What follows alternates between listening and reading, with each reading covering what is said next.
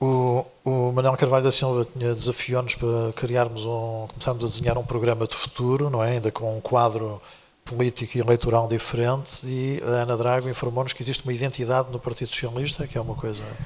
que para mim foi uma surpresa. Vamos lá ver qual é a surpresa que o Ricardo Paes Mamed nos traz.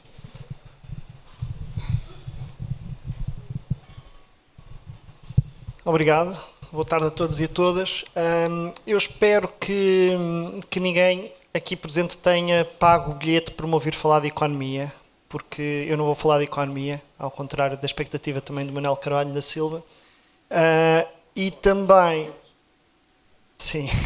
E também espero que ninguém tenha pago bilhete para me ouvir dizer o que é que falta fazer num futuro acordo de geringonça, pela simples razão que eu já não estou a trabalhar nesse cenário. Eu não creio que haja condições para haver uma continuação dos acordos à esquerda, e acho que esse tempo já passou. E, portanto, neste momento, quando eu penso no pós-outubro, a minha mente já está noutro domínio. Há um outro motivo também pelo qual eu resisto um pouco a falar sobre o que é que deve ser feito, o que é que falta fazer em termos de governação que a geringonça, de alguma forma, tenha iniciado.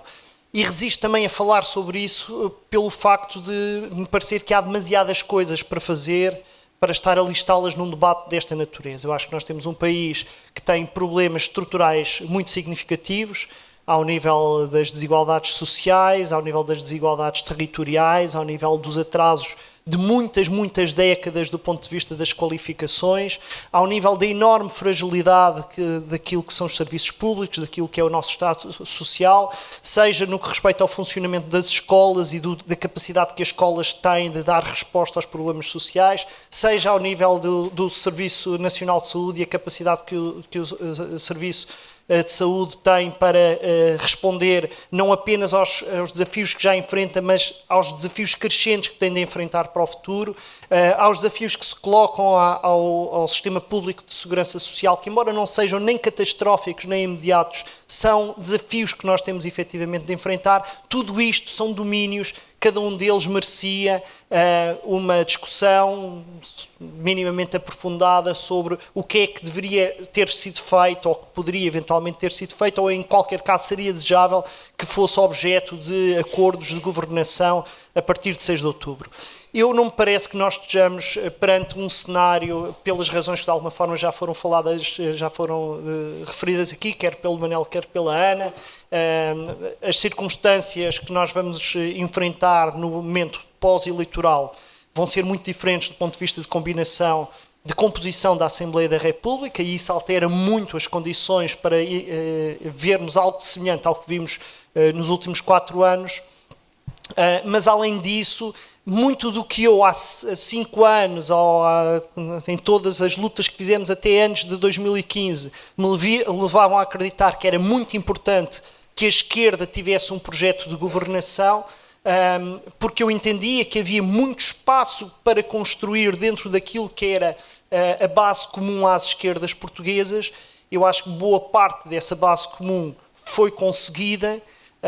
durante esta governação, e esta governação também mostrou muitos limites ao alargamento dessa base comum, e acho que o último ano tornou muito claro as dificuldades de criar consensos sobre o que é que deve ser o sistema de saúde em Portugal, em criar consensos sobre o que é que devem ser as leis do trabalho, criar consensos até sobre o que é que deve ser a política de habitação em Portugal. Tudo isto foram domínios onde o tipo de obstáculos foram enfrentados, que se enfrentaram no Parlamento, não me parece que fossem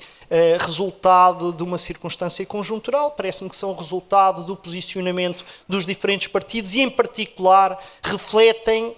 a expectativa que o Partido Socialista já tem desde há 3 anos de que depois das eleições de 6 de outubro de 2019 iria estar numa posição negocial muito diferente daquela que esteve em 2015. E, portanto, neste momento aquilo que me preocupa não é tanto aquilo, e eu aqui sinto alguma necessidade, não sendo muito dado a debates de natureza doutrinária, eu sinto-me puxado para um século atrás e ir buscar os conceitos de hegemonia ou de guerra de movimento e guerra de posição que foram desenvolvidos por António Gramsci quando já estava nas prisões de Mussolini. E a ideia que nós devemos reter daqui, que me parece que é importante que retenhamos, é que a política não é feita só de governação. A governação é muito importante para a política. Grande parte daquilo que pode suceder nas vidas da generalidade das pessoas faz-se através da governação, através da ação dos governos, através das políticas públicas. Mas a governação não esgota aquilo que é a política e a intervenção cívica. Seja qual for o cenário, isto é, quer seja um governo que governa para uma minoria de interesses dominantes numa sociedade contra o grosso da população, quer seja um governo que governa para tentar promover o bem-estar do maior número possível das pessoas que habitam de um determinado país, nós temos de perceber que aquilo que um governo faz ou deixa de fazer não depende apenas daquilo que é estar no governo e do que se faz no governo, depende também das condições que existem no conjunto da sociedade para se fazerem determinado tipo de coisas. E nós podemos pensar que um governo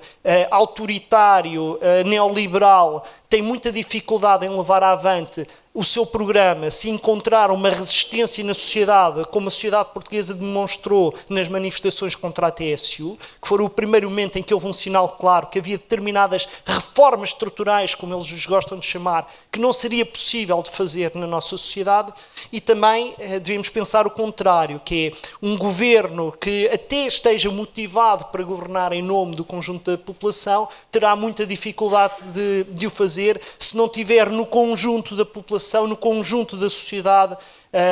forças que o apoiam e que o levam mais adiante. E o que se passou nos últimos 4 anos foi que a esquerda, que acredita nesta necessidade de ter uma sociedade mobilizada para um projeto mais ambicioso de transformação social, chamemos-lhe progressista por simplificação de linguagem, nós vivemos uma situação muito confortável nos últimos 4 anos. E vivemos uma situação confortável por uma combinação de 2 fatores principais. Um foi o resultado da crise.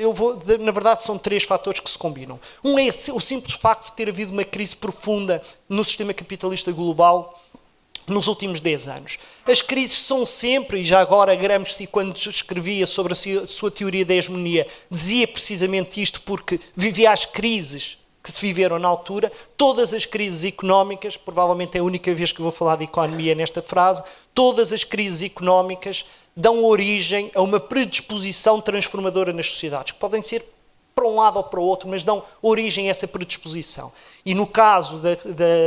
da crise que nós tivemos há 10 anos, foi evidente para toda a gente que estávamos perante uma crise de um modelo neoliberal, do fundamentalismo do mercado, e, portanto, houve uma reação em muitos países no sentido de pôr em causa essa deriva neoliberal das últimas décadas. Há um segundo fator importante que nos facilitou a vida no combate pelas ideias progressistas nos últimos anos, que foi o facto de, em Portugal, não só termos um governo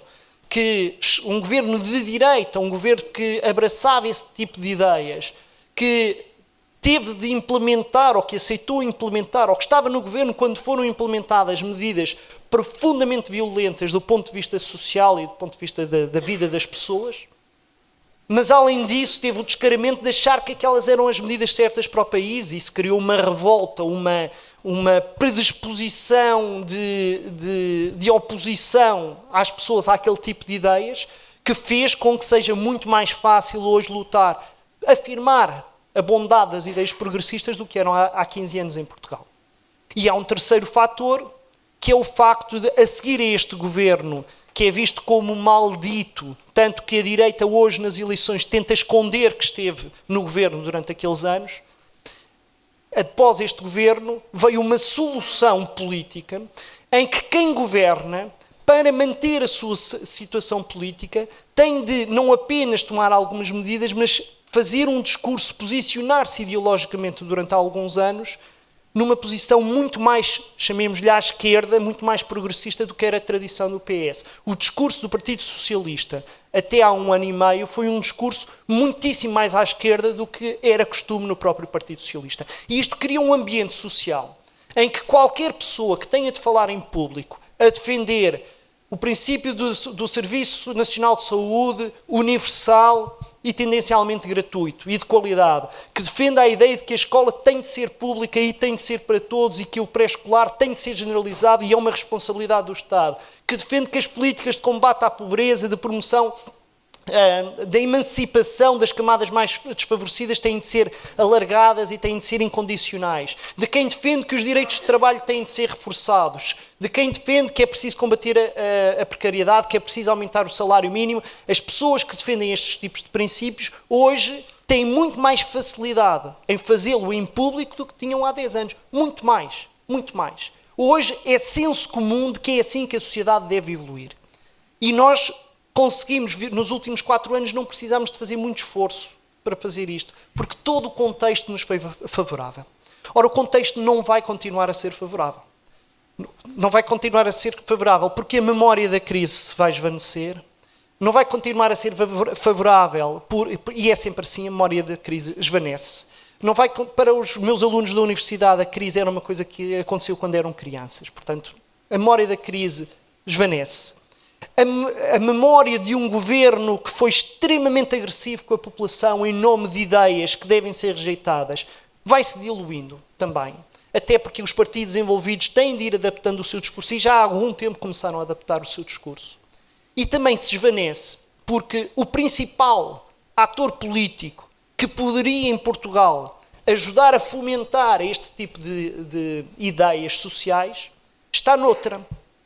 O Partido Socialista não só percebeu que a forma de ganhar votos era fazer um discurso mais centrista, em alguns casos até mais de direita, e aqui o momento-chave é efetivamente o conflito com os professores. O momento a partir do qual o Partido Socialista regressa ao discurso troiquista de pôr trabalhadores contra trabalhadores, pôr funcionários públicos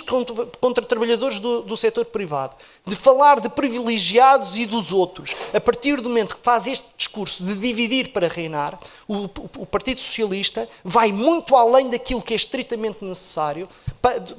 para se afirmar como partido da responsabilidade das contas certas. E, portanto, nós percebemos que os próximos anos, do ponto de vista da hegemonia ideológica, que é sempre fundamental para condicionar a ação dos governos, esta hegemonia não se vai manter se nós não fizermos nada por isso. Portanto, na verdade, a minha mente hoje está muitíssimo mais preocupada em saber como é que nós vamos tirar partido deste benefício enorme que tivemos nos últimos anos, de conseguir ter grande parte da sociedade portuguesa favorável ao tipo de programa que a Manifesto defende, que as pessoas à esquerda tendem a defender. Como é que este enorme benefício que tivemos de poder contar com este apoio social não só se mantém, como preferencialmente se reforça e, acima de tudo, consegue condicionar a governação futura.